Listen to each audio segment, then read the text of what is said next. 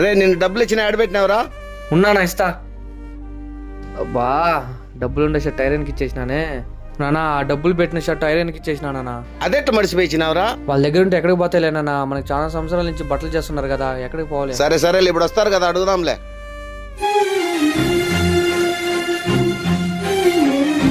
Sir sir రే iron వాళ్ళు ఏం వచ్చినట్లున్నారు, తీపో. సరే నాన్న లోపలికి రా బ్రో.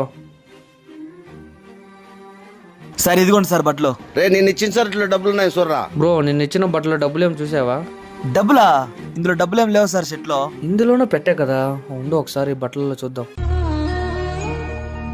నానా డబ్బులు లేవునా దీంట్లో? రే ఈ డబ్బులు నువ్వే కదా తీసింది, నిజం చెప్పు. సార్ నేను ఎందుకు సార్ డబ్బులు తీస్తాను? మీకు ఎన్నో సంవత్సరాల నుండి బట్టలు చేస్తున్నారు సార్, నేను నిజంగా తీయలేదు సార్. కంపు తీసి అక్కడ ఏమైనా పెట్టినానా? ఇదిగో నాన్న డబ్బులు, నేను అక్కడ పెట్టి మర్చిపోయినా నాన్న. అతను అనవసరంగా అవమానించా.